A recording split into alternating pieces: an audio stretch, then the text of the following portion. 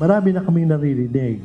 Kasi although hindi namin sila mga miyembro, mga suppliers yan, mga service providers ng supply chain ng mga at mga buyers din ng mga malalaking kumpanya. So, marami na rin nagsasara at alam namin na marami nang hindi nag-hire. Apektado na ng mataas na presyo ng langis ang maliliit na negosyo. Ayon kay Employers Confederation of the Philippines o ECO President Sergio Ortiz Luis Jr., dumarami na ang mga micro at small enterprises na napipilitang magsara, habang ang iba naman, imbes na mag-expand, ay tumigil na sa pagkuha ng bagong empleyado. Ang bawat dagdag sa gastos mula sa pamasahe, kuryente hanggang sa presyo ng mga bilihin ay kritikal para sa mga maliliit na nagnenegosyo.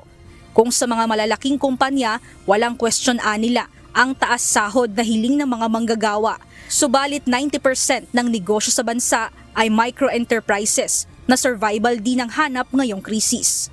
Meron tayong mga pinopropose how to save cost, yung for day labor, yung mga ganon. Yan, pag voluntary, even yung mga malalaki, okay yan. Pero pagka ginawa mo compulsory, no formula fish oil, lalo na sa mga micro, hindi po pwede yan. Giit pa ng ECOP na bagamat deregulated ang oil industry sa bansa, may kapangyarihan pa rin ang gobyerno na makialam lalo na kapag panahon ng krisis upang pigilan ang mabilis na pagtaas ng presyo ng langis. Para sa Pangulo ng ECOP, hindi dapat nagtaas ng husto ang presyo ng langis. Bakit natin pinabayaan yun? Yun ang hindi namin maintindihan. Dahil sa Philippine Chamber of Commerce, maraming lumalapit sa amin. Alam mo, unang-una, ang importation natin from Iran itself, zero. We do not import from Iran. Zero importation natin ng fuel sa Iran. Yung mga dumadaan sa Strait of yun ang pwedeng sasabihin, apektado tayo. Pero yung mga nag-o-offer sa amin, hindi dumadaan dun eh.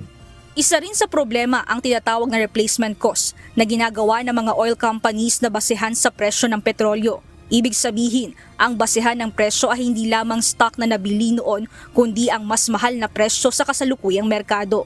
Kaya naman giit ni Ortiz na mabuting tutukan ang paraan ng computation ng mga oil companies at ibaba ang presyo na marapat dito. Nag-compute sila ngayon pareho kung magkano ibababa today. Ang computation ng oil companies nasa 10 pesos lang. Ang computation nila nasa 20 plus. Imaginin mo kung hindi mo pinakikialaman yan, anong presyo pinapasa sa atin. Hindi natin i-regulate, pero dapat mabantayan na yung presyong kinukuha ng kapitbahay natin, bakit mas mataas tayo ang computation natin? Yun ang dapat bantayan. And I think DOE is now working on that. Samantala, habang tumataas naman ang presyo ng langis, tumataas din nila ang koleksyon ng gobyerno mula sa excise tax at VAT. Kaya't panawagan rin nila na ang sobrang kita ng pamahalaan mula sa buwis ay dapat magkaroon ng paraan upang maibalik sa publiko. Gayunman, isang hamon nila kung paano babalansihin ng polisiya sa pagitan ng malayang merkado at proteksyon ng mamamayan. Mia Alonso, UNTV News and Rescue.